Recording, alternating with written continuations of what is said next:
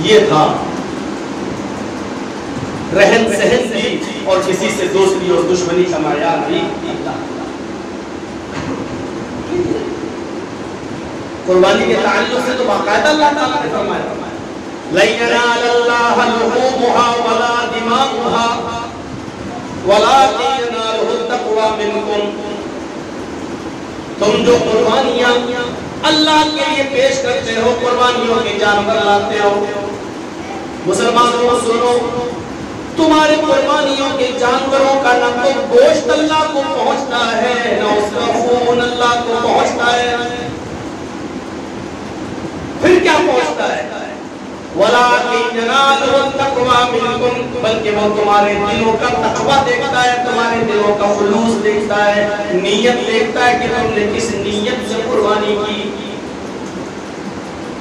हम तो बकरे ही नहीं खरीदते, देखते पड़ोसी से हमारा झंझट चल रहा है, कारोबारी मुकाबला है,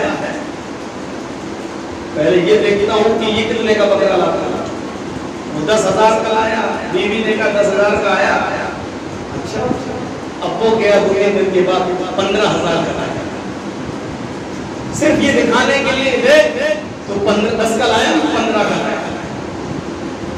अच्छा वो इतना गरीब है तो ये कर रहा है, लोग क्या कहेंगे, इसने भी ये किया, 2 लाए, 3 लाए, यहाँ झंझट ही खत्म कर दिया। ला यनालल्लाह लुहूमुहा वला दिमागुहा, न खून पहुंचता है न गोश्त, वलाकिन यनालुहु तक़वा मिनकुम, खुलूस देखता है, तुम्हारी नीयत क्या थी। हमारे यहाँ शरियाई यूपी में और जिस बस्ती में हम रहते हैं, गरीबों में गोश्त कम तकसीम होता है, नेता लोग ज्यादा आ जाते हैं। मेरे उनसे ताल्लुकात, मेरे उनसे ताल्लुकात, पता चला वो एक नेता अकेले तो आता नहीं, उसके साथ 20-20 चमचे और आते हैं। दावत दी एक की और उसके साथ जितने चमचे आएंगे उनको भी तो खिलाया जाएगा, गरीबों को उनका हम पहुंच नहीं पाता है, और सारा गोश्त ये हांडी और उसके चमचे नहीं को चला, और फिर शराब का और भी चलता है। मकसद है ही नहीं, इबादत शक्ल सूरत की बुनियाद पर नहीं होती है, और ना ये अल्लाह देखता है कि तुम कितने खूबसूरत हो, कितने बड़े बॉडी बिल्डर हो, तुम्हारी तंदुरुस्ती क्या है। इन्नल्लाह ला यंजुरु इला अजसामिकुम वला इला सुवरिकुम वलाकिन यंजुरु इला कुलूबिकुम। ये है मुस्लिम शरीफ की हदीस के अल्फाज। अल्लाह ताला तुम्हारे जिस्मों की तरफ नहीं देखता, तुम कितने हैंडसम हो ये अल्लाह नहीं देखता, तुम कितने हैंडसम हो ये अल्लाह नहीं देखता, तुम कितने खूबसूरत हो ये अल्लाह नहीं देखता।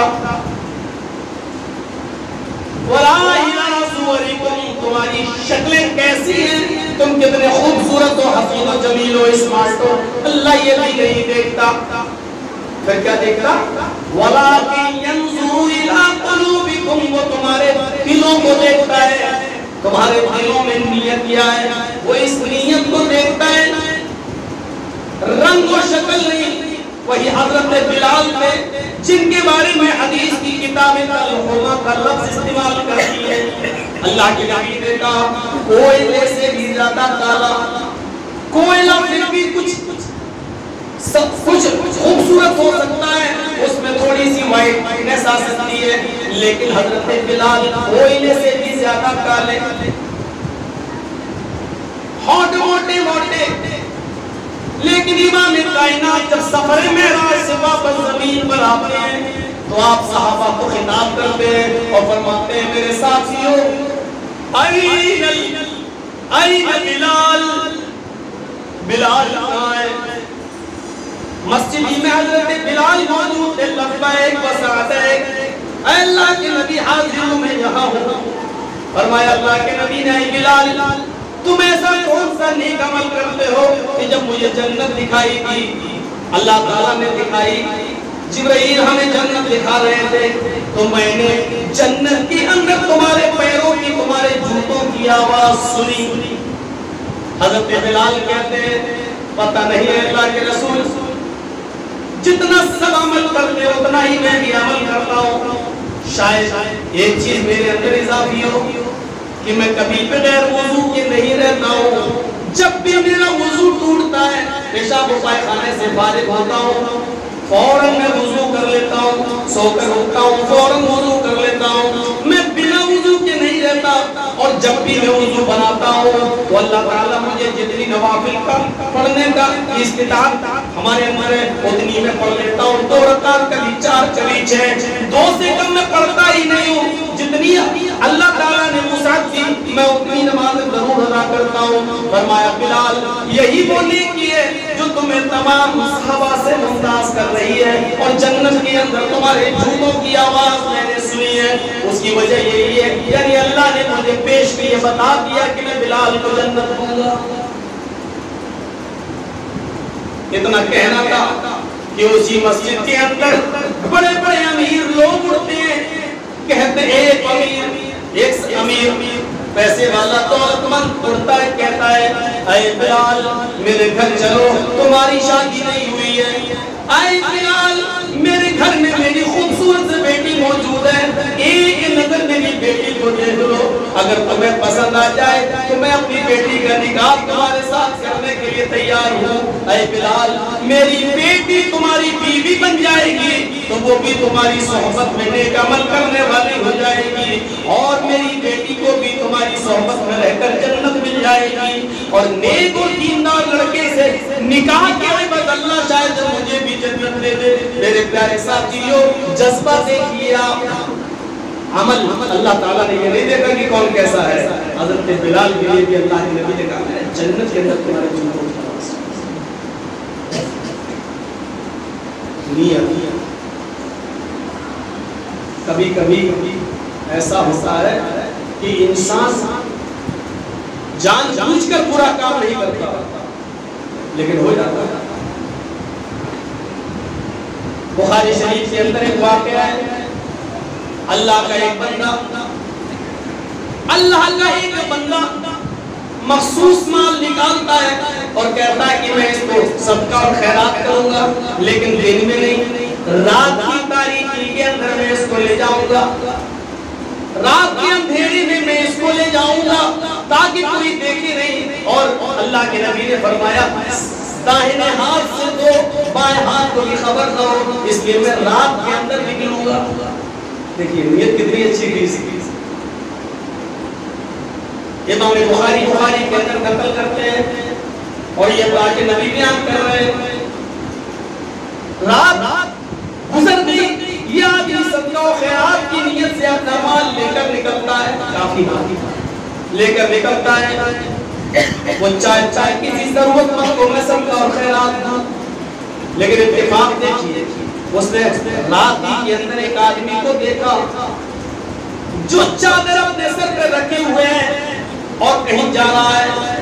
इसने सोचा यह आदमी जरूरतमंद लग रहा है, गरीब आदमी है। इसने पूछा मेरे भाई तुम कहाँ जा रहे हो? तुम्हें मालूम नहीं रात में आदमी क्यों निकलता है? नहीं बताना चाहता, लगता है तुम जरूरतमंद हो। उसने कहा जी जरूरतमंद है। वो समझा कोई और जरूरत, हर इंसान को किसी न किसी चीज की जरूरत है। रात में हम जा रहे, हो सकता है हमारा कोई बिजनेस हो, हमारा कोई कारोबार, जी जरूरत है, हम जरूरतमंद हैं। उसने सदका और खैरात पूरा जो लेके आया था सब पूरा का पूरा उसको दे दिया। तुम जरूरतमंद हो, जाओ।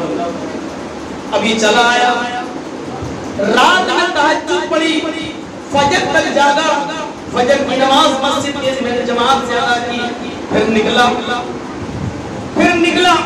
बाजार की तरफ गया। सूरज निकलने के बाद थोड़ा अपनी मस्जिद अपने घर के बाहर निकला, टहलता हुआ तो इसके कानों में आवाज गई। कुछ लोगों ने उसको बताया अरे भाई आज तो कमाल हो गया है। क्या हुआ? अल्लाह का एक नई बंदा चुपके से सदका और खैरात करना चाहता था। वो रात की तारीकी में सदका और खैरात करने के लिए निकला, लेकिन बेचारा धोखा खा गया। वो किसी गरीब को सदका और खैरात नहीं दे सका, उसने सदका और खैरात किसी अमीर को कर दिया। जिसको दिया वो अमीर था, बहुत बड़ा पैसे वाला था। इस आदमी ने लोगों के सामने कुछ नहीं कहा और अमीर के लिए सदका है ही नहीं। शरीयत को अमीर को सदके का हुक्म सदका अमीर के लिए बताया ही नहीं। अब ये घर आया कहता है अल्लाह देख मेरी नीयत अमीर को देने की नहीं थी, गलती हो गई मुझसे, पूरी तरीके से मैं जानकारी हासिल नहीं कर सका, लेकिन मैं क्या करूं, मैंने समझा जरूरतमंद है, रात में कोई जरूरतमंद तो निकलेगा, मैंने उसको दे दिया। लेकिन अल्लाह अमीर को देना जायज नहीं था, लेकिन मैं धोखा खा गया मैंने। लेकिन मेरी नीयत अमीर को देने की नहीं थी, जरूरतमंद को देने की थी।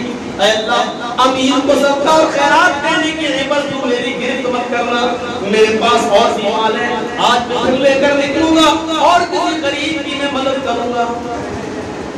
ये रात हो गई, काफी रात गुजर गई, ये रात की तारीकी में फिर निकलता है, रात के अंधेरे में सदके का माल लेके फिर जाता है, किसी गरीब आदमी को तलाश करता है। इसने आज की रात फिर एक आदमी को देखा, चादर ओढ़े हुए, चेहरा छिपाए हुए।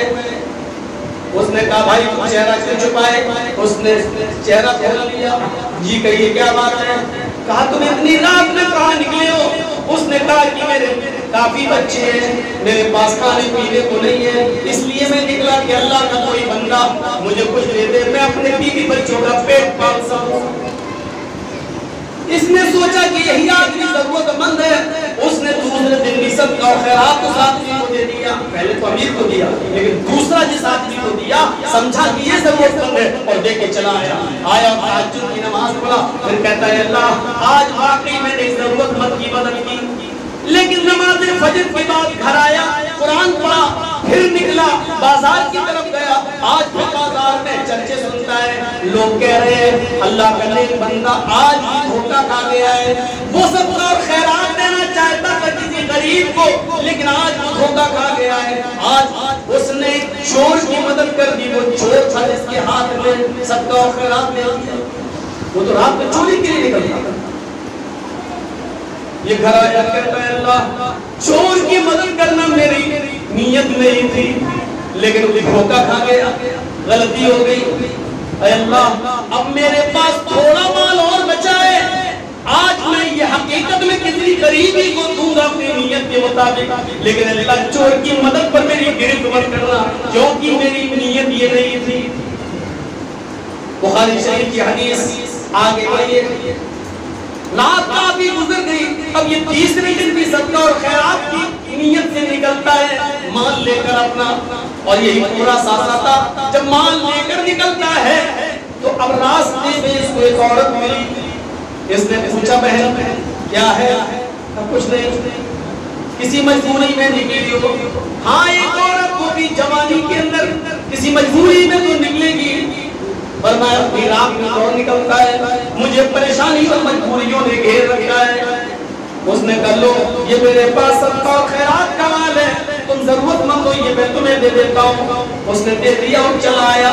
तहज्जुद की नमाज पढ़ी, निगाहें आसमान पर डाली। ऐ अल्लाह आज तो मैंने किसी मर्द की नहीं, एक जरूरतमंद औरत की मैंने हेल्प की है, उसकी मदद की है। ऐ अल्लाह तू मेरी नीयत अच्छी तरह जानता है, मुझे मेरी नीयत के मुताबिक सवाब अता फरमा। तहज्जुद की बात, फजर और फजर के बाद घर आया और घर आकर कुरान पढ़ा, फिर निकलता है बाजार की तरफ और कहता है लोगों से सुनता है आज मार्केट में चर्चे हो रहे हैं, अल्लाह का एक नेक बंदा आज भी धोखा खा गया है। वो किसी गरीब की मदद करना चाहता था, लेकिन आज वो किसी बदचलन और फाहिशा औरत की मदद कर दिया है। वो बलात्कारी जिनाकार औरत थी, वो पेशावर औरत थी, और उसने उस पेशावर औरत की मदद कर दी। वो तो पैसे की लालची थी, अपना जिस्म बेचती थी। ये घर आया कहता है अल्लाह मेरे पास सदका और खैरात करने के लिए अब कुछ नहीं रह गया है, लेकिन न मेरी नीयत अमीर की मदद करने की थी, न चोर की, न जिनाकार की। ऐ अल्लाह अगर तुम मुझे इसका सवाब न देना चाहे तो मत दे, लेकिन इस बदचलन औरत की और चोर की मदद करने पर मुझे आजाद भी मत देना, इसलिए कि मैंने ये काम जानबूझकर नहीं किया है। ऐ अल्लाह मेरी नीयत बिल्कुल ये नहीं थी। फिर रात को सोता है तो ख्वाब के अंदर ये क्या देखता है, इससे कहा जा रहा है अल्लाह ताला ने तेरे तीनों दिन के सदक़े को कबूल कर लिया है और तुझे बख्श दिया है। तेरे सदक़े को कबूल कर लिया और बख्श दिया। अगरचे वो गलत लोगों के पास चला गया, लेकिन तेरे सदक़े को इसलिए कबूल किया गया क्योंकि तेरी नीयत गलत लोगों की मदद करने की नहीं थी। नीयत के मुताबिक अल्लाह ने